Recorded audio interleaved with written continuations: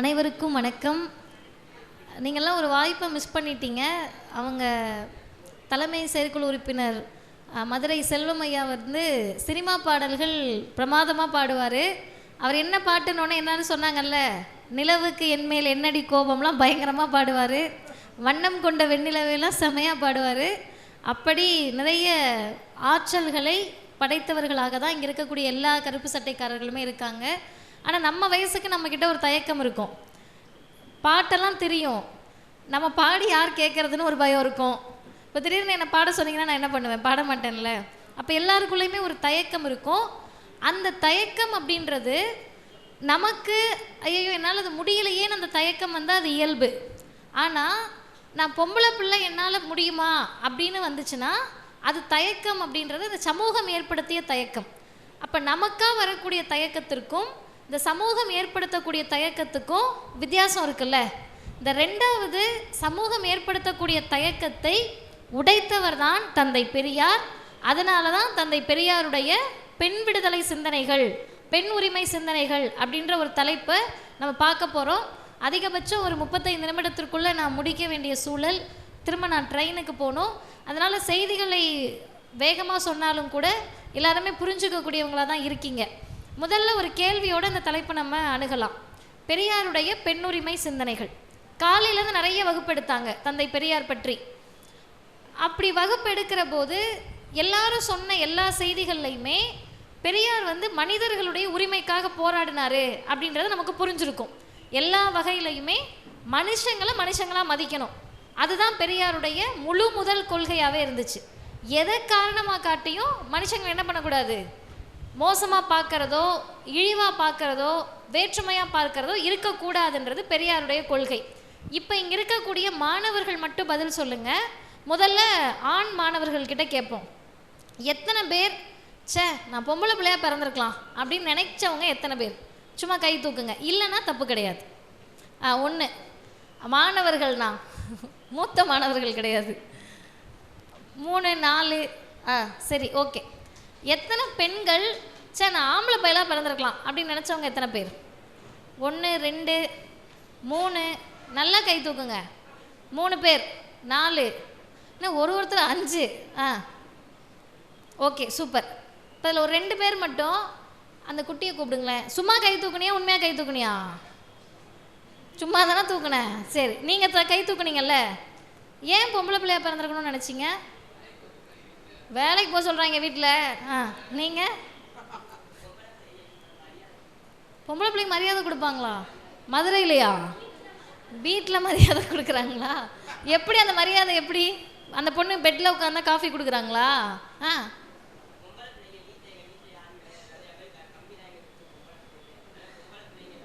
பாசம் கொடுக்குறாங்களா மரியாதை கொடுக்குறாங்களா? பாசம் கொடுக்குறாங்க. வித்தியாசம் இருக்குது. அதுக்கடுத்து யாரோ ஒருத்தர் சொன்னீங்களா பொம்பளை பிள்ளையாக பிறந்திருக்கலான்னு? சும்மா சொல்லுங்கள். பொம்பளை பிள்ளைனா அடிக்க மாட்டாங்க. பாக்கியலட்சுமி அக்கா அடிக்கிறீங்களா? பொம்பளை பிள்ளை அவங்க அடிக்கிறீங்களா?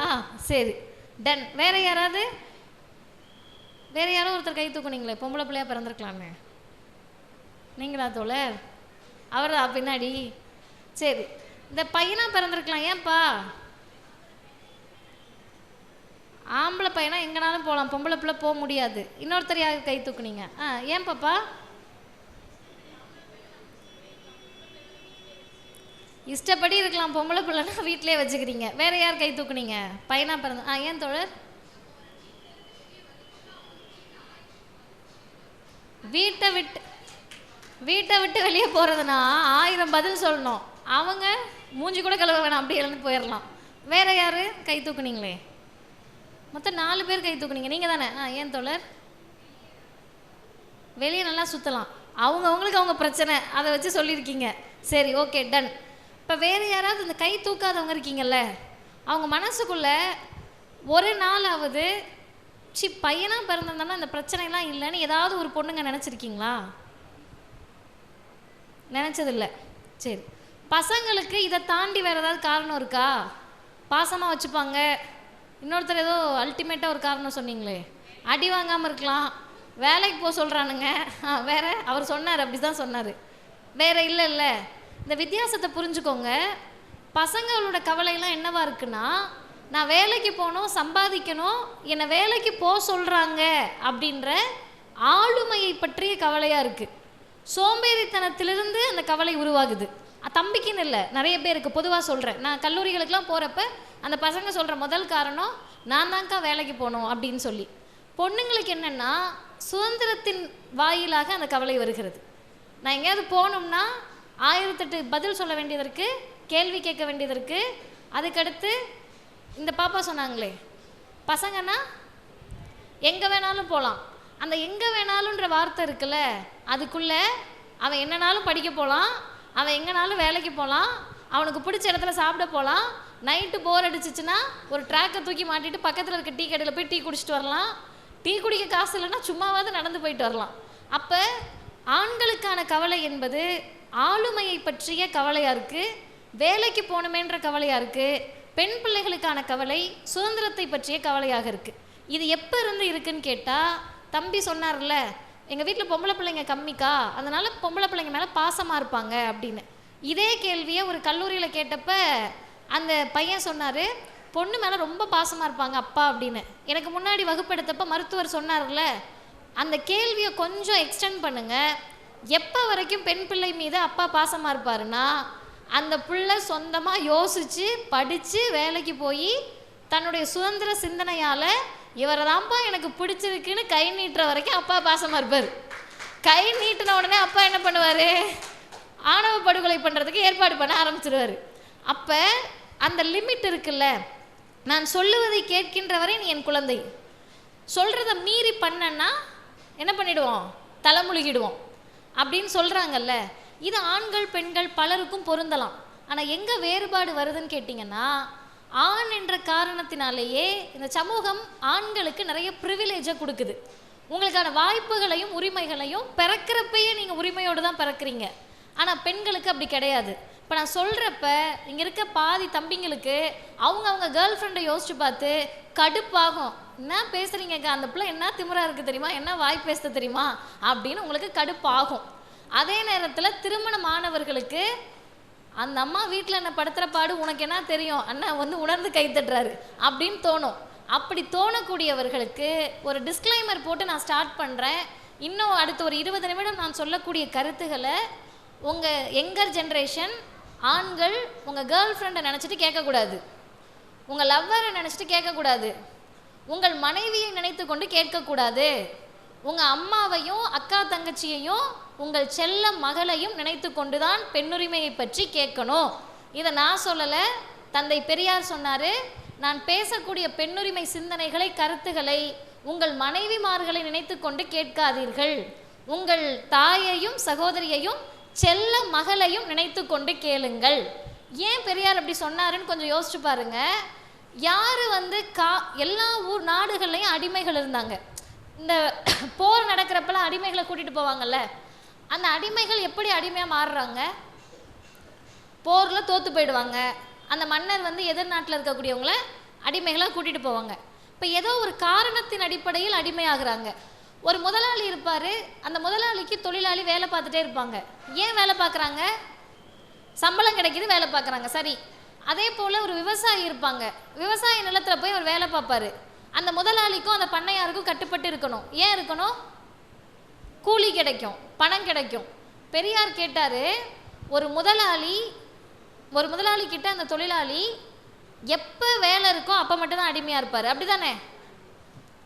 வடிவேல் மாதிரி எனக்கு இந்த வேலை வேணாம் அடிச்சாம்பார் அப்பாயின்மெண்ட் ஆர்டர்னு சென்னைக்கு வந்துட்டு அவர் அடிமையாக இருப்பாரா? முதலாளி கிட்ட கிடையாது, வேற ஒரு முதலாளிக்கு அடிமையாயிடுவார்.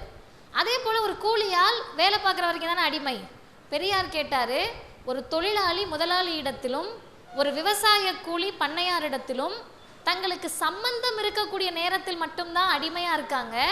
ஆனால் எந்த சம்பந்தமுமே இல்லாமல் பெண் என்ற ஒரே காரணத்தினாலேயே ஆண்களுக்கு பெண்கள் அடிமையாக்கப்பட்டிருக்கிறார்கள். இப்போ வீட்டில் வந்து அம்மா இருப்பாங்க. இன்னைக்கு ட்ரெண்டு மாறி இருக்கு, அந்த ஜென்ரேஷன் மாறி இருக்கு. நான் சொல்லக்கூடியதை நீங்கள் இப்போ எப்படி பிரிச்சுக்கணும்னு கேட்டால், பெரியாருக்கு முன் பெரியாருக்கு பின் அப்படின்னு பெண் விடுதலை சிந்தனைகளை நம்ம பிரிச்சுக்கணும். அப்படி பிரித்து பார்த்தீங்கன்னா இங்கே இருக்கக்கூடிய பசங்க பொண்ணுங்க யாருனாலும் பதில் சொல்லலாம். வீட்டில் பழைய சோறு மிச்சமாகுமா? எல்லார் வீட்லேயும் மிச்சமாகும். அந்த பழைய சோறை ரொம்ப அதிகபட்சமாக யார் சாப்பிடுவா? நைட்டு மதியம் வச்ச சோறாக இருக்கலாம், காலையில் வச்ச சோறாக இருக்கலாம். யார் அம்மா. உங்கள் வீட்டிலலாம் அம்மா சாப்பிடுவாங்கல்ல? சரி, சின்ன திருத்தம் என்னென்னா, பெரும்பாலான வீட்டில் அம்மா தான் சாப்பிடுவாங்க.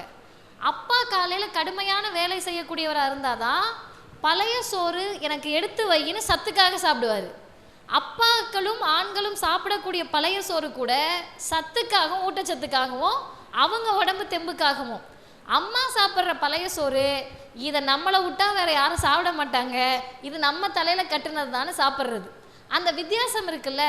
ஏன் எப்போவுமே பெண்கள் ஐயோ அப்படியே இருக்கணும் அப்படின்னு எங்கே எழுதியிருக்கு அப்படின்னு கேட்டிங்கன்னா, ஒன்று வேண்டாம், ஒரு பொண்ணு இருக்காங்க, அந்த பொண்ணுக்கு ஒரு குழந்தை பிறக்குது, திருமணமாகின்னு வச்சுப்போம். அப்படி குழந்தை பிறக்கிறப்ப இந்த பொண்ணுக்கு ரொம்ப டயர்டாக இருக்குது, உடம்பு முடியல, அந்த குழந்தைய பார்த்துக்க முடியல. இந்த பொண்ணே வீக்காக இருக்குது, கண்ணை அசந்து தூங்கிடுது. இந்த குழந்தை வீறு வீறு வீருன்னு கத்திக்கிட்டு இருக்கு. இன்ஸ்டாவில் யாராவது வீடியோ எடுத்து ரீல்ஸ் போட்டுடுறாங்க, தாயின் கொடூர உள்ளத்தை பார்த்தீர்களான்னு. கீழே கமெண்ட் என்ன பண்ணுவோம் நம்ம போய்? சரி, இப்படி கொடுமையான ஒரு அம்மா இருப்பாங்களா? இதானப்பா ஹியூமன் சைக்காலஜி. அதானே. நம்ம ரொம்பலாம் நம்மளை புனிதர்களாக நல்லவர்களாலாம் காட்டிக்க வேணாம். ஜென்ரலாக என்ன நினைப்போம்? பிள்ளைய பார்த்துக்கிறத விட இந்த அம்மாவுக்கு என்ன வேலை அப்படி தானே நினைப்போம். ஏதாவது ஒரு இடத்தில் குழந்தை அழுதுகிட்டு இருக்கப்ப அவங்க அப்பா என்ன பண்ணிட்டு இருந்தாருன்ற கேள்வி 2025 வருதா? இது என்ன ஆகுதுன்னு கேட்டிங்கன்னா, சென்னையில் ஒரு குழந்தைய அவங்க அம்மா உள்ளே வேலை பார்த்துட்டு இருக்கப்போ அந்த குழந்தை விழுந்துருச்சு. நியூஸில் பார்த்துருப்பீங்க. பால்கனிலேருந்து விழுந்துரும். கீழே இருக்கவங்க எல்லாரும் சேர்ந்து அந்த குழந்தைய காப்பாற்றிட்டாங்க. இப்போ ரீசெண்டாக 2024 நடந்தது. காப்பாற்றின உடனே என்ன ஆச்சுன்னு கேட்டால், சொந்த அம்மாவுக்கே நம்ம பிள்ளைய நம்ம ஒழுங்காக பார்த்துக்காம விட்டுட்டோன்னு சோஷியல் மீடியா எல்லாம் சேர்ந்து பண்ண ட்ராலில் அந்த அம்மாவுக்கு ரொம்ப சைக்காட்ரிக்காக அது அப்செட் ஆகிடுச்சு. ஐயோ, குற்ற உணர்வுக்கு ஆளாயிட்டாங்க, நம்ம பிள்ளைய நம்ம பார்க்காம விட்டுட்டோமேன்னு. ஆனால் உண்மையாகவே பெரியாரை படித்த பெண்ணாக அவங்க இருந்திருந்தா என்ன கேள்வி இந்த சமூகத்தை நோக்கி கேட்டிருப்பாங்கன்னா, நான் இருந்த அதே வீட்டில் தானே அந்த ஆள் இருந்தார், அவர் என்ன வேலை பார்த்துட்டு இருந்தார், அவரை ஏன் நீங்கள்லாம் கேள்வி கேட்க மாட்டீங்க அப்படின்னு கேள்வி கேட்பதற்கு தந்தை பெரியாருடைய பெண்ணுரிமை சிந்தனைகள் நமக்கு தேவைப்படுகிறது. இப்படி ஒரு கட்டத்திலையுமே நான் ஆண் நீ பெண் அப்படின்ற கட்டத்திலிருந்து இன்றைக்கி நம்ம சமூகம் மாறி இருக்கா? நேர்மையாக ஒத்துக்கணும்னா மாறி இருக்கு, நிறைய மாறி இருக்கு. இங்கே பார்த்தீங்கன்னா ஆண்கள் எவ்வளோ பேர் இருக்கீங்களோ அதை விட அதிகமாகவே பெண்கள் இருக்காங்க, படித்த பெண்களாக இருக்காங்க. எம்எல் படித்தவங்க இருக்காங்க, 2 பேர் எம்எல், பிஹெச்எம்எஸ் ஹோமியோபதி டாக்டர் படிக்கிறவங்க இருக்காங்க. நம்ம பிள்ளைங்க அத்தனை பேர் இருக்காங்க. இந்த பக்கம் ஆண்களும் அதே அளவுக்கு படிச்சிருக்கீங்க. இப்போ இந்த கல்வி அப்படின்றது, நான் காலையில் ஒரு கேள்வி கேட்டேன்ல, உங்களுக்கு ஞாபகம் இருக்கா?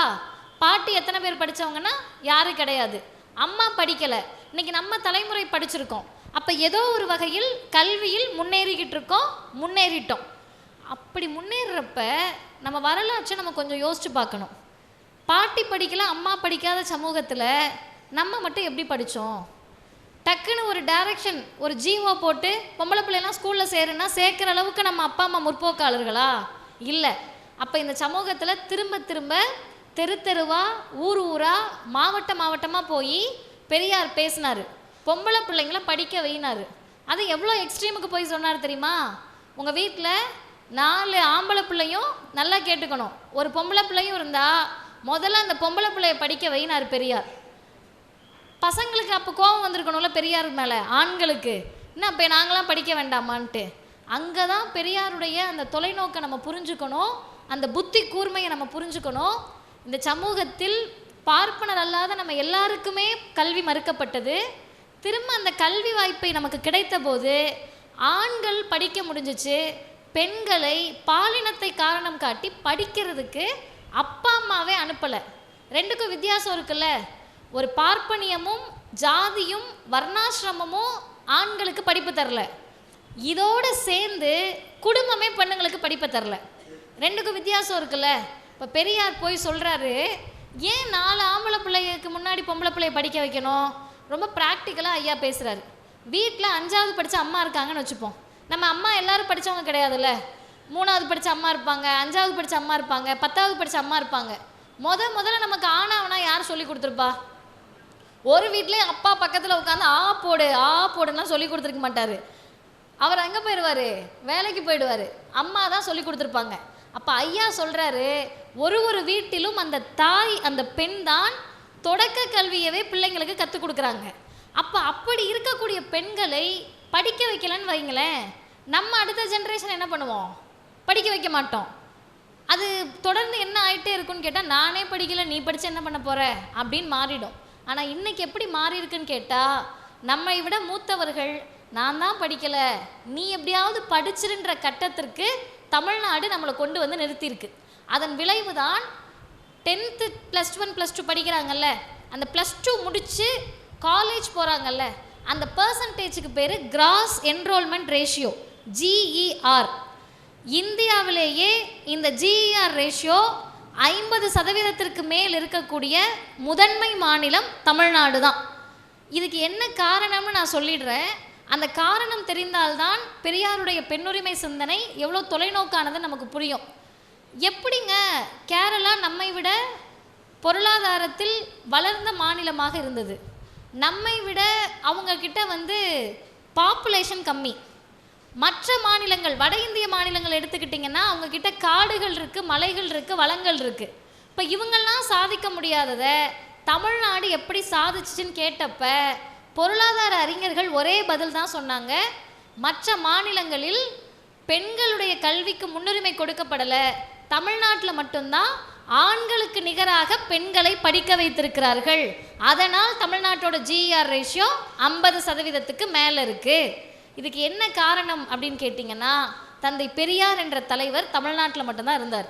பொம்பளை பிள்ளைங்களை படிக்க வைங்கன்னு படிச்சுட்டோம். அடுத்த கட்டம் என்ன?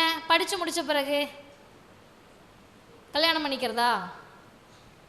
சத்தமாக சொல்லுங்கள். வேலைக்கு போகிறது. இப்போ பசங்களுக்கு ஒரே ஆப்ஷன் தான், படித்து முடித்த பிறகு என்ன பண்ணணும்? வேலைக்கு போகணும். தம்பி கவலையோடு சொன்னார்ல, அக்கா வேலைக்கு போகணுக்கா, நான் தான்க்கா அப்படின்னு. ஒரு வேளை அந்த தம்பி காலேஜ் முடிக்கிறாருன்னு வைங்க, அவன் கல்யாணம் பண்ணிக்கணும்னு நினச்சா கூட என்ன வேலை பார்க்குறேன்னு கேள்வி வரும். ஆமாம் தானே? ஆனால் பொண்ணுங்க படித்து முடித்த பிறகு என்ன வேலைக்கு போகிறேன்னு வீட்டில் இருக்கவங்களே கேட்க மாட்டாங்க. சட்டு புட்டுன்னு ஆகிற காரியத்தை பாரு, அதையும் கூட ஆறாமரெல்லாம் இல்லை, சட்டு புட்டுன்னு பார்த்துடணும். யாரையாவது பார்த்து கழுத்தில் கட்டி வச்சுக்கிட்டு அப்புறம் ஒரு கோர்ட்டில் நிற்கணும், அவ்வளோ அவசரம். சரி, என்னங்க பண்ண போகிறீங்க எங்களெல்லாம் கேட்டால், படித்து முடித்தவுடன் ஆண்களுக்கு வேலைக்கு போகிறதா கல்யாணம் பண்ணிக்கிறதான ஆப்ஷன். நமக்கு அப்படி கிடையாது. படத்தில் காட்டுற மாதிரி இந்த ஒரு விரலை நீட்டி ஒன்றை தொடு அப்படின்னு வீட்டில் முடிவு பண்ணுவாங்க. இந்த இடத்துல பெரியார் பண்ண அந்த புரட்சி இருக்குல்ல, ஆண்கள் படிச்சுட்டு வேலைக்கு போகணுன்னா பெண்களுக்கு அந்த ஆப்ஷனை கொடுங்கன்றாரு. என்ன ஆப்ஷன் கொடுக்க சொல்கிறாரு? 20 வயது வரை பெண் பிள்ளைகளை படிக்க வைங்கள். கொஞ்சம் நீங்கள் எல்லாருமே பகுத்தறிவாளர்கள் யோசிச்சு பாருங்கள். 2025 25 வயசுக்கு மேலே கல்யாணம் பண்ணாமல் இருந்தாலே துக்கம் விசாரிக்கிற மாதிரி டெய்லி கேட்பாங்க. இப்போ எங்களெல்லாம் அப்படி தானே உயிர் எடுப்பாங்க, என்ன எப்போ எப்போ எப்போ அப்படின்னு. அப்போ 2025 25 வயசுக்கு மேலே கல்யாணம் பண்ணாமல் இருக்கிறது கொலை குத்தமாக இருக்குன்னா, 1930 அவர் அந்த கருத்தை சொல்கிறாரு, 20 வயசு வரைக்கும் பொம்பளை பிள்ளைய படிக்க வைன்னு. அப்போ எத்தனை வயசில் கல்யாணம் பண்ணி வச்சுட்டு இருந்தாங்க? 9 வயசு, 10 வயசு, 13 வயசில் கல்யாணம் பண்ணி வச்சுட்டு இருந்தாங்க. அந்த சமூகத்தில் பெரியார் என்ற புரட்சியாளர் தான் சொல்கிறாரு, 20 வயசு வரைக்கும் பொம்பளை பிள்ளைய படிக்க வை. சரி, அதுக்கப்புறம் அந்த பிள்ளைகிட்ட கேளு, நீ மேலே படிக்க விரும்புகிறியா இல்லை பொது வாழ்வுக்கு வர விரும்புகிறியா? பொது வாழ்வுக்கு வர விரும்புகிறேன்னு சொன்னால் அந்த குழந்தைகளுக்கு அதற்கான ஏற்பாடை பண்ணி கொடுங்க பெற்றவங்க. மேலே படிக்கிறேன்னா படிக்க சொல்லுங்கள். அப்படி சொல்லிட்டு பெண்களுக்கு சொல்கிறாரு, படித்து முடிக்கின்ற வரை 20 வயது வரைக்கும் திருமணத்தை பற்றி யோசிக்காதீங்க. ஆனால் இன்றைக்கி அந்த ரிவர்ஸில் போயிட்டுருக்கோம். இன்ஸ்டாவில் யூடியூப்லலாம் பார்த்துருப்பீங்க. அந்த பிள்ளைக்கு 18 வயசு முடிஞ்ச அடுத்த நாள், இவருக்கு 21 வயசு முடிஞ்ச அடுத்த நாள் 2 பேரும் கல்யாணம் பண்ணிவிட்டு யூடியூப் சேனல் ஆரம்பித்து, இங்கே பாருங்கள் ஃப்ரெண்ட்ஸ், எங்கள் வீட்டில் ஃப்ரிட்ஜ் இருக்குது, ஏசி இருக்குது, குழந்தை இருக்குது அப்படின்னு ஒரு வருஷத்தில் காட்டுற மாதிரி. இது சரியான அணுகுமுறையா அப்படின்னு யோசிக்கிறது தான் நமக்கு வரலாறு தெரிஞ்சிருக்கணும். 1901 அந்த கணக்கெடுப்பு படி இந்தியாவில் 1 வயது விதவைகள் இருந்திருக்காங்க. 1 வயசுனா பச்சை குழந்தை தானே, பிறந்த குழந்தை 1 வயசு ஆயிருக்கும். அந்த குழந்தை விதவையாக இருக்குன்னா என்ன அர்த்தம்? அந்த குழந்தைக்கு கல்யாணம் பண்ணி வச்சுருக்காங்கன்னு அர்த்தம். அந்த குழந்தைக்கு என்னைக்கு விவரம் தெரியுதோ, பருவம் எய்துகிறார்களோ, அப்போ அந்த கணவனோடு அனுப்பி வச்சுருவாங்க. அந்த கணவனுக்கு எத்தனை வயசு இருக்கும்? 20 வயசு 30 வயசு கூட இருக்கும். ஒருவேளை இந்த குழந்தை பருவம் எய்துறதுக்குள்ளே அவர் செத்து போயிட்டாருன்னா இந்த குழந்தை விதவை. இந்த கொடுமைகள்லாம் இருந்த ஒரு நாட்டில் ஒரு தலைவர் தான் வந்து சொல்கிறாரு, பெண்களுடைய விதவை கோலம் போகணும்னு சொன்னால் அவங்களுக்கு கல்வி அறிவு கொடுக்கணும். கல்வி அறிவு இருந்துச்சுன்னா அந்த குழந்தை யோசிக்கும்ல, 13 வயசு வர்றப்ப நானாங்க கல்யாணம் பண்ணிக்கிட்டேன், நீ ஏன் பண்ணி வச்ச, இப்போ அந்த ஆள் செத்து போயிட்டாருன்னா நான் ஏன் விதவை கோலத்தோடு இருக்கணுன்ற கேள்வி கேட்கும்ல. அந்த கேள்வி கேட்கக்கூடிய அறிவு வரணும்னா என்ன தேவை சொல்லுங்க சத்தமா? படிப்பு தேவை. ஆனால் இன்னைக்கு நமக்கு படிப்பை பார்த்தா அலர்ஜியாக இருக்குது. மேக்ஸ் புக்கை திறந்தோம்னா கடுப்பாகும், ஃபிசிக்ஸ் கெமிஸ்ட்ரிலாம் தூக்கம் வந்துடும், லா காலேஜ் பேர் தான் ஜாலியாக இருக்கும். ஆனால் அங்கே போய் 2 ஆக்டை படித்தோம்னாலே இதுக்கு நம்ம சும்மாவே இருந்திருக்கலாமேன்னு தோணும். எல்லாமே சரி. ஆனால் பொண்ணுங்க படிக்காமல் விட்டோம்னா என்ன ஆகும்னு கேட்டிங்கன்னா, கேள்வி கேட்கக்கூடிய ஆற்றல் அற்றவர்களாக மாறிடுவோம், கேள்வியை எதிர்கொள்ளக்கூடிய ஆற்றல் அற்றவர்களாக மாறிடுவோம். திடீர்னு இப்போ என்கிட்ட வந்து ஒருத்தவங்க கேட்குறாங்க, என்னம்மா எப்பம்மா கல்யாணம் அப்படின்னு கேட்டால், கல்வியும் வேலை வாய்ப்பும் அது கொடுக்கக்கூடிய தைரியமும் இருந்தால் இந்த சமூகத்தை என்னால் எதிர்கொள்ள முடியும். நம்மக்கிட்ட படிப்பே இல்லைன்னு வச்சுக்கோங்க, இந்த கேள்விகளை எப்படி எதிர்கொள்வோம்? அப்போ கேள்விகளை எதிர்கொள்வதற்கு என்ன தேவை? சத்தமாக சொல்லுங்கள். படிப்பு தேவை. ஆண்களை விட நமக்கு அதிகம் தேவை. இதை சொன்னது தந்தை பெரியார். சரி, படிச்சுட்டோம், வேலை வாய்ப்பு. இந்த வேலை வாய்ப்பில் மிகப்பெரிய டிஸ்கிரிமினேஷன் இருந்துச்சு. தம்பிங்க எத்தனை பேர் இருக்கீங்க, இல்லை என்னோட அண்ணன் வயதில் கூட நீங்கள்லாம் இருக்கலாம், மாணவர்கள் மட்டும் பதில் சொல்லுங்கள். எத்தனை பேர் இதை தான் என்ன வேணால் படிக்கலாம், இதை தான் படிக்கணும்னு நினச்சி படித்தேன்றவங்க கை தூக்குங்க. எல்லாருமே தடுக்கி விழுந்த கேஸுங்க தானா? ஒருத்தருமே விருப்பப்பட்டு தேர்ந்தெடுக்கலையா? அப்போ நீங்களாம் எப்படி காலேஜ் போனீங்க? எனக்கு காலையிலேருந்தே இந்த மதுரை வகுப்பு புதிராகவே தான் இருக்குது. என்ன கேட்டாலும் ஒரே ரியாக்ஷன் தான் கொடுக்குறீங்க. விருப்பப்பட்டு ஆண்கள் கேட்டேன், ஆண்கள் மட்டும் சொல்லுங்கள். விருப்பப்பட்டு தேர்ந்தேன் காலேஜுக்குன்னு. சரி, பொண்ணுங்க எத்தனை பேர் விருப்பப்பட்ட படிப்பை தேர்ந்தெடுத்தீங்க? சூப்பர். இப்போ விருப்பப்பட்ட படிப்பை தேர்ந்தெடுத்தேன்னு பெண்கள் கை உயர்த்துறாங்கல்ல, பசங்க 2 கேட்டகரி இருப்பீங்கன்னு நான் நினைக்கிறேன். ஒன்று, அந்த கோர்ஸ் தான் கிடச்சிருக்கும். இன்னொன்று, இதையும் விட்டுட்டோம்னா வீட்டில் தான் இருக்கணும்னு போயிருப்பீங்க. அப்படியா? இப்போ அதுவும் இல்லைன்னா நீங்கள்லாம் யாருப்பா? சரி, ஏதோ ஒன்று படிக்க வந்தாச்சு, படித்தாச்சு, வேலைக்கு வந்தாச்சு. இப்போ இந்த மாற்றம் அப்படின்றது பிடிச்சதை படிக்கிறேன்னு இருக்குல்ல. நான் 2 நாளைக்கு முன்னாடி ஒரு கூட்டத்துக்கு போயிட்டு வந்தப்போ அந்த அக்கா ஒருத்தவங்க, அவங்க இப்போ டீச்சராக இருக்காங்க. அவங்க என்கிட்ட என்ன சொன்னாங்கன்னா, போலீஸ் ஆகணும். அவங்க பயங்கரமாக இருக்காங்க, ஹைட் அண்ட் வெயிட்டாக, உண்மையாகவே ஒரு போலீஸ் ஆகக்கூடிய உடல் தோற்றத்தோடு இருக்காங்க.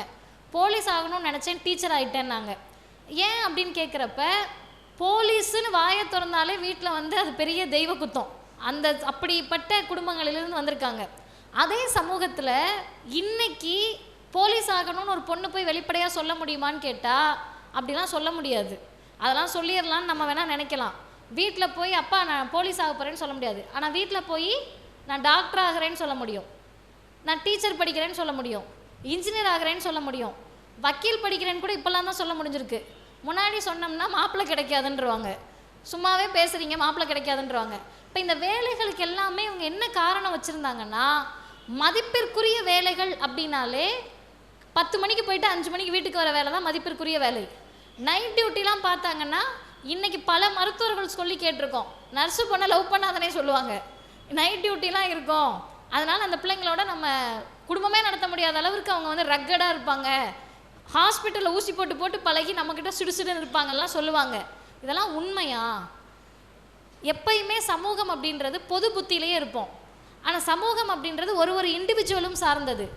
சில பேர் பெரிய போஸ்டிங்கில் இருப்பாங்க, பழகணும்னா தன்மையாக இருப்பாங்க. அப்போ இந்த இண்டிவிஜுவல் கேரக்டரை எல்லாமே வேலைகளோடு தொடர்பு படுத்தினதே தப்பு. அதையும் பெண்களோடு மட்டும் தொடர்பு படுத்தினாங்க. போலீஸ் ஆகக்கூடாது, இராணுவத்தில் பெண்கள் அனுமதிக்கவே கூடாதுன்னெலாம் எழுதி வச்சுருந்தாங்க. இப்படி இருந்தப்ப 2025 இப்படி மடமைத்தனம் இருக்கப்ப 1931 ஒரு தலைவர் தீர்மானம் போடுறாரு, காவல்துறையிலும் இராணுவத்திலும் பெண்களை நியமிக்க வேண்டும். அந்த தீர்மானத்தை ஏற்றியவர் தந்தை பெரியார். போலீஸ் ஆகிறதா இராணுவத்தில் போகிறதான்னு அன்னைக்கு ஆணு பார்த்துருப்பாங்க. ஆனால் இன்னைக்கு தேதிக்கு இந்தியாவிலேயே அதிக காவல்துறையில் பெண்களை கொண்ட முதன்மை மாநிலம் தமிழ்நாடு தான் அப்படின்னு மாறி இருக்கு. இராணுவத்தில் இது எனக்கு என்ன ஆச்சரியமாக இருந்ததுன்னா, வாய்ப்பு இருக்கக்கூடியவங்க அதை எடுத்து படிங்க. பெரியார் எந்த மாநிலத்தை பார்த்து தெரியுமா அந்த கேள்வியை கேட்குறாரு? ஒரிஷா மாநிலத்தில் அரசு பணியில் பெண்களை நியமிக்கிறாங்க, ஆனால் காவல்துறையில் மட்டும் நியமிக்கலை. இப்போ ஐயா கேட்குறாரு, ஒரிஷா மாநிலத்தில் இந்த சட்டம் கொண்டு வந்திருக்கீங்க, அரசு பணிகளில் பெண்களை நியமிக்கிறீங்க, காவல்துறையில் மட்டும் நியமிக்கலை, எது நம்மை தடுக்கிறதுன்னு சொல்லிட்டு அவரே பதில் சொல்கிறாரு. அந்த பதிலை சொல்கிறதுக்கு முன்னாடி நான் ஒரு சின்ன கொஸ்டின் மட்டும் கேட்குறேன். இது ஈஸி தான். இதுக்கும் மறைச்சிங்கன்னு வைங்களேன். ரோட்டில் போகிறீங்க, ஹெல்மெட் இல்லை, லைசன்ஸ் இல்லை, போலீஸ் பிடிச்சிட்றாங்கன்னு வைங்க. போலீஸோட முகத்தை பார்த்துட்டு பொம்பளை போலீஸ், ஆம்பளை போலீஸ் அப்படிலாம் பார்த்துட்டு பதில் பயப்படுவோமா? பெண் போலீஸாக இருந்தால் ஓடிடுவோமா? யாராக இருந்தாலும் நிற்போம்ல பயந்துக்கிட்டு, திருடிட்டு ஓடுறோம். ஓடுறப்ப பிடிச்சிட்றாங்க போலீஸ் யூனிஃபார்மோட. திரும்பி பார்த்து ஐயோ பொம்பளை போலீஸ் தானே அப்படின்னு ஓடிடுவோமா? 2 மீதி எக்ஸ்ட்ரா ஓடும். அப்படி தான் திமிர் பண்ணிட்டு ஓடினோம்னா அப்படி தானே? அப்போ ஐயா கேட்குறாரு, போலீஸை பார்த்து இந்த மக்கள் பயப்படுவதற்கு காரணம் அந்த காக்கி உடுப்பும் கையில் இருக்கக்கூடிய லத்தியும் தான். அந்த லத்தியையும் காக்கி உடுப்பையும் தூக்கி பெண்கள் கையில் கொடுத்தா அவங்கள பார்த்து பயந்துட்டு போகிறாங்க. இதற்கு எதுக்கு தடை விதிக்கிறீங்க என்ற கேள்வியை உலக வரலாற்றிலேயே முன்னிறுத்திய தலைவர் தந்தை பெரியார் மட்டும்தான். அந்த இடத்துல இருந்து தான் இன்றைக்கி எல்லா வேலைகளுக்கும் நம்ம போயிருக்கோம். கல்வி வேலை வாய்ப்பு முடிஞ்சிருச்சு. 3வது முக்கியமான கட்டம், இதெல்லாம் தக்க வச்சுக்கணும்ல. படித்த படிப்பையும் நம்ம ஏற்றுக்கொண்ட வேலையையும் தக்க வைத்துக்கணும். அதை தக்க வைக்கணும்னு நினைக்கிறப்ப தான் ஆண்களுக்கு குடும்பத்தில் பிரச்சனை இருக்கானா நிறைய இருக்குது. தம்பி சொன்ன மாதிரி அவர் தான் வேலைக்கு போகணும், அவர் தான் கஷ்டப்படணும், இதெல்லாம் இருக்குல்ல. ஏன் நீங்கள் மட்டும் கஷ்டப்படணும்? ஒரு குடும்பத்துக்கு மாதம் 20,000 ரூபாய் வேணும்னா நீங்கள் 10,000 ரூபாய் வேலைக்கு போங்க. உங்கள் வீட்டில் இருக்க பெண்களை 10,000 ரூபாய் வேலைக்கு அனுப்புங்க. வேலைக்கும் அனுப்பக்கூடாது. சங்கராச்சாரியார் சொன்னார், வேலைக்கு போகக்கூடிய பெண்கள் கற்பொழுக்கமற்றவர்கள். படிக்க வச்சனா பொம்பளை பிள்ளை ஓடி போயிடும், வேலைக்கு அனுப்புனா ஓடி போயிடும். அந்த கட்டமைப்பெல்லாம் மாற்றி இன்னைக்கு இருக்கக்கூடிய நம்ம சமூகம் எந்த பிரச்சனையில் சிக்கியிருக்கோன்னு கேட்டால் பாலியல் வன்கொடுமையில். தயவு செய்து இந்த தலைப்பை பற்றி நான் பேசுகிற போது பெண் பிள்ளைகள் கவனிக்கலனாலும் பரவாயில்ல, ஆண்கள் குறிப்பாக தோழர்கள் நல்லா கேட்டுக்கங்க. இன்னைக்கு பொம்பளை பிள்ளைங்களுக்கு இருக்கக்கூடிய மிகப்பெரிய த்ரெட்டு, இருக்கக்கூடிய மிகப்பெரிய பிரச்சனை என்னன்னு கேட்டிங்கன்னா பாலியல் சீண்டல்களும் பாலியல் வன்கொடுமைகள் தான். ஒரு பொண்ணை நம்ம அப்யூஸ் பண்ணால் மட்டும்தான் அது குற்றம்னு கிடையாது. வீட்டை தாண்டி குடும்பத்தில் இருக்க பிரச்சனையெல்லாம் சமாளித்து வீதிக்கு வரக்கூடிய பெண்களை வார்த்தையால் நீங்கள் சீண்டினாலும் அதுவும் சீண்டல் தான். எகத்தாளமாக கிண்டல் பண்ணி கேலி பண்ணால் கூட அது சீண்டல் தான். இப்போ இது எல்லாமே நீங்கள் ஃபோனை கையில் வச்சுக்கிட்டு ஒரு பொண்ணு போடக்கூடிய வீடியோவில் போஸ்ட்டில் போயிட்டு கிண்டலா கேலியா அப்யூசிவாக கமெண்ட் பண்ணால் அதுவும் சீண்டல் தான். இப்போ இந்த சீண்டல்களை எல்லாம் ஜாலிக்காக செஞ்சோம், சும்மா டைம் பாஸுக்காக செஞ்சோம்னா மறந்துடாதீங்க, ஒரு வீட்லையும் நம்ம ஆண்களை வளர்த்து கொண்டிருக்கிறோம், மனிதர்களை வளர்க்க தொடங்கவே இல்லை அப்படின்றத நம்ம புரிஞ்சுக்கணும். ஆண்களை வளர்ப்பதற்கும் மனிதர்களை வளர்ப்பதற்கும் வித்தியாசம் இருக்குது. நம்ம யாரை வளர்க்க போகிறோம் அப்படின்ற புரிதல் நமக்கு வரணும்னா பெரியாரை வாசிக்கணும். பெரியார் சொன்னார், ஒரு வீட்டில் ஒரு ஆண் குழந்தையும் பெண் குழந்தையும் இருக்குன்னா 2 பேரையும் ஒரே மாதிரி தயாரிக்கணும்னார் ஐயா. வார்த்தையை பாருங்கள், எப்படி நீங்கள் தயாரிக்க தான் போகிறீங்க, அந்த தயாரிப்பு எப்படி இருக்கணும்? ஒரே மாதிரி இருக்கணும். உடையில் தொடங்கி பெயர்களில் தொடங்கி எதுலையும் பாலின வேற்றுமை இருக்கக்கூடாது. பெரியார்கிட்ட ஒரு குழந்தைய கொண்டு போய் கையில் கொடுக்குறாங்க. ஐயா ரஷ்யான்னு பேர் வைக்கிறாரு. இன்னைக்கு ரஷ்யான்னு ஐயா பேர் வச்ச அம்மாவுக்கு 92 வயது, சென்னையில் இருக்காங்க. ரஷ்யான்னு பேர் வச்ச உடனே அவங்க வீட்டில் இருக்கவங்க நிறைய பேர் கியூபான்லாம் வைக்கிறாரு. ஐயா என்னங்க ஐயா கியூபா ரஷ்யான்னு கேட்டால் உடனே பெரியார் பதில் சொன்னார், நீ பழனி சிதம்பரம் திருப்பதிலாம் பேர் வைக்கிற, ரஷ்யா கியூபான்னு வச்சா என்ன தப்பு? இது எல்லாம் பொது உடைமை நாடுகளுடைய பெயர்கள். அந்த பேரெல்லாம் ஐயா யாருக்கு வச்சுருக்காருன்னு பார்த்தா பெண் பிள்ளைகளுக்கு வைத்திருக்கிறார். திராவிடர் கழக குடும்பத்தில் போய் பார்த்தீங்கன்னா பகுத்தறிவுன்னு பேர் வச்ச குழந்தை இருக்கும். அந்த பிள்ளைங்கள்லாம் என்ன பகுத்தறிவுனா ஆண் பாலா பெண் பாலா தெரியாது, அவங்கள பார்த்தா தான் தெரியும். இப்போ அண்ணன் வீட்டில் சமதர்மம்னு பேர், சமதர்மம்ன்றது ஆண் பேரா பெண் பேரா தெரியாது. ரஷ்யா யாரு? அப்போ பாலின வேற்றுமையற்ற பெயர்களை வைக்க வேண்டும். இப்போ நீங்கள் கேள்வி கேட்கலாம், அப்படி என்ன பாலின வேற்றுமையற்ற பெயரை வைத்தால் பெண்ணுக்கான அடையாளம் போயிடாதா? என்கிட்ட ஒருத்தர் முகநூலில் கேட்டார், பெரியார் சொன்னது தவறு, பெண்களுக்கான அடையாளம் வேண்டாமா? எங்களுக்கு என்ன அடையாளம் இருந்துச்சு? நமக்கு என்ன அடையாளம் இருந்துச்சு? யாராவது ஒருத்தர் சொல்லுங்க. அச்சம், மடம், நாணம், பயிர்ப்பு. அப்படின்னா இன்றைக்கி இருக்கவங்களுக்கு என்னன்னே தெரியாது, தெரிஞ்சுக்க வேண்டிய அவசியமும் கிடையாது. சரி, அதை விட்டால் பொண்ணுங்களை வந்து நீங்கள் பசங்க மாதிரி வளர்க்குறதுனால அதுங்க பாடி லாங்குவேஜே மாறிடுச்சு. முன்னாடி எங்கள் பாடி லாங்குவேஜ் ரொம்ப நல்லா இருந்துச்சா? நம்ம உடல் மீது நமக்கே ஒரு இன்செக்யூரிட்டி அந்த சமூகம் ஏற்படுத்துச்சு. ஆமாவா இல்லையா? இன்றைக்கி ஸ்டேஜுக்கு வரீங்கன்னு வச்சுக்கோங்க, பரிசு வாங்க, பசங்க அவங்க பாட்டு வருவாங்க. நம்ம உடல் மீது நமக்கே இன்செக்யூரிட்டி இருக்கும். பார்த்து நடக்கணும், பாதுகாப்பாக நடக்கணும், நிமிர்ந்தே நடக்கக்கூடாது அப்படின்னு. இன்றைக்கே இதெல்லாம் நமக்கு புரிய வைக்க முடியல. பெரியார் சொல்கிறாரு, பெண்கள் தேகப்பயிற்சி மேற்கொள்ள வேண்டும், உடற்பயிற்சி மேற்கொள்ள வேண்டும்ன்றாரு. யூனிசெக்ஸ் ஜிம்மே இப்போ தான் வந்திருக்கு. ஆனால் அவர் 70 வருஷம் 80 வருஷத்துக்கு முன்னாடி ஃபிட்னஸ் பற்றி பேசுகிறாரு. நீங்கள் நல்ல உடற்பயிற்சியோடு இருங்க, தேகப்பயிற்சியோடு இருங்கன்னு. சரி, அதுக்கடுத்து எதில் அடிமையாகும்? அழகாக இருக்கணும். இன்றைக்கி எங்களை விட பசங்க தான் நிறைய க்ரூம் பண்ணிக்கிறீங்க, அப்படி தானே? எங்களுக்கு முடியை பற்றிய கவலை இருக்கோ இல்லையோ, ஆண்களுக்கு நிறைய கவலைகள் இருக்குது. நம்ம யூஸ் பண்ணுற ஷாம்புவை தெரியாமல் வச்சுட்டு வந்துட்டோம்னா அந்த ஆன்டி டேண்ட்ரஃப்லேருந்து முடி வளர்க்கக்கூடிய ஷாம்பெல்லாம் பயன்படுத்தக்கூடிய அளவுக்கு வந்துட்டாங்க. ஆனால் ஐயா சொல்கிறாரு, இந்த கூந்தலை பிடிச்சி சீவிக்கிட்டு அதிலையே நேரத்தை செலவு பண்ணாமல் நல்ல வேலைகளுக்கு, படிக்கிறதுக்கு, வேலைக்கு போகிறதுக்கு பயன்படுத்துங்கன்றாரு. அதே நேரத்தில் அம்மாலாம் அன்னைக்கு பாட்டிலாம் அடி வாங்கியிருப்பாங்க. அடிக்கிறப்ப இன்றைக்குமே திரைப்பட காட்சிகள் வருது. முதல்ல அடிக்கிறப்ப கணவர் என்ன பண்ணுவார்? முடியை சுருட்டி பிடிச்சி தான் அடிப்பார். அது அடிமை சின்னமாக அங்கே இருக்குது. அடுத்து ஐயா கேட்குறாரு, காதில் அறைய வந்தால் தோடை காப்பாற்றணும், அதனால் தோடை மூடி வைப்போமே, காதை மூடி வைப்போமே தவிர திரும்ப அந்த ஆளை அடிக்க மாட்டோம். அப்போ நம்முடைய மூக்கில் இருக்கக்கூடிய மூக்குத்தியையும் காதில் இருக்க தோடையும் பாதுகாக்கிறதுக்காக அடி வாங்கிக்கிட்டு இருக்கீங்க. நகை மாட்டும் ஸ்டாண்டாக இருக்காதீங்கன்றாரு. நம்ம உண்மையாகவே நகை மாட்டும் ஸ்டாண்டு தானே? யோசிச்சு பாருங்கள், நம்ம நிற்கிறோம், அவங்கள உனக்கு காதில் முதல்ல ஓட்டையே இருக்காது பிறக்கிறப்ப. யாராவது காதில் ஓட்டையோடு பிறப்பாங்களா? இல்லை.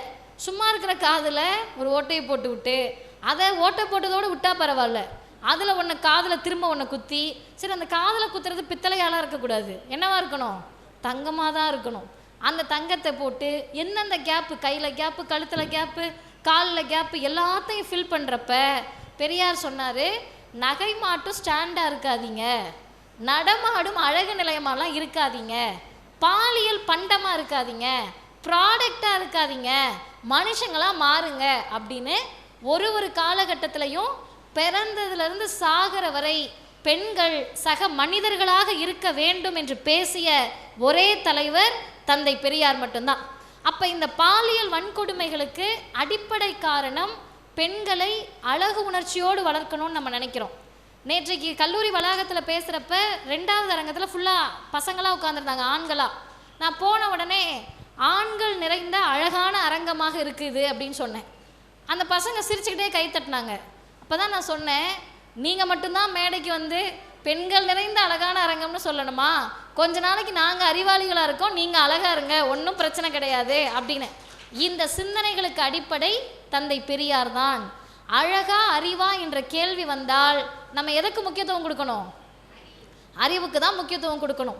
பெரியார் சொன்ன ஒரே ஒரு சொல்லோடு நிறைவு செய்கிறேன். நீங்கள் ஆண்களாக இருக்கலாம், பெண்களாக இருக்கலாம், யாராக வேணா இருக்கலாம். தேவதாசி முறை இந்த சமூகத்தில் இருந்தது, இன்றைக்கு ஒழிந்திருக்கிறது. சதி என்ற உடன்கட்டை ஏற்றுதல் இருந்தது, இன்றைக்கு ஒழிந்திருக்கிறது. குழந்தை திருமணம் இருந்துச்சு, இன்னைக்கு ஒழிஞ்சிருக்கு. விதவை கோலம் இருந்தது, இன்றைக்கு மறைந்திருக்கிறது. அதெல்லாம் மாற்றி படித்து வேலைக்கு வந்து சொத்துரிமை பெற்று அதிகாரிகளாக நிற்கக்கூடிய சூழலில் மீண்டும் பாலியல் வன்கொடுமைக்கும் வன்முறைக்கும் ஆளாகாமல், அப்படி நம்மளை ஆட்படுத்தக்கூடிய, நம்மளை கொடுமைப்படுத்தக்கூடிய சூழல் வருகின்ற போது அதை எதிர்கொள்வதற்கான பாதுகாப்புக்கான பயிற்சிகளை நம்ம மேற்கொண்டே ஆக வேண்டும். ஆண்களை திருத்தணும், அந்த வேலையும் நமக்கு தான் இருக்குது. வீட்டை விட்டு பொம்பளை பிள்ளை போனால் பார்த்துப்போன்னு 10 தடவை சொல்லக்கூடிய பெற்றோர்கள் அடுத்தவங்களை தொந்தரவு பண்ணாமல், பொண்ணுங்களை பார்த்து கிண்டல் பண்ணாமல், இடிக்காமல் போயிட்டு வாடான்னு பையனுங்களுக்கு சொல்லி அனுப்பணும். அந்த பாலியல் கல்வி என்பதும் வீடுகளில் அடிப்படையானது என்ற புரிதலை நீங்கள் அறிந்து கொள்ள வேண்டுமென்றால் பெரியாரை நிறைய வாசியுங்கள். ஐயா சொன்ன ஒரே கருத்து தான். அழகுக்கு நிறைய பேர் நிறைய டெஃபினிஷன் சொல்லியிருக்காங்க. அழகுனா என்னன்னு கேட்டால் கவிஞர்கள் பாடாத பாட்டே கிடையாது. நதி அப்படியே ஒழுகிறதுலேருந்து கொட்டுறதுலேருந்து எல்லாமே அழகு தான். ஆனால் இவர் மட்டும்தான் சொன்னார், இதெல்லாம் அழகு கிடையாது. 2 விஷயம்தான் உலகத்தில் இருக்கக்கூடிய மனிதர்களுக்கு அழகு, மானமும் அறிவும் தான் மனிதருக்கு அழகு அப்படின்னு சொன்னவர் பெரியார். அதை கொஞ்சம் டீகோட் பண்ணி பார்த்தீங்கன்னா, மான உணர்ச்சி இருக்கக்கூடியவர்கள் யாருக்கும் அடிமையாக இருக்க மாட்டோம், அறிவுணர்ச்சி இருந்தால் யாரையும் அடிமைப்படுத்த மாட்டோம். அப்போ மான உணர்ச்சியோடும் அறிவுணர்ச்சியோடும் பெண்களும் ஆண்களும் வளர்ந்த சமூகமாக, இது நாகரிக சமூகமாக மாற வேண்டும்னா தந்தை பெரியாருடைய பெண்ணுரிமை சிந்தனைகளை வாசியுங்கள். நன்றி, வணக்கம்.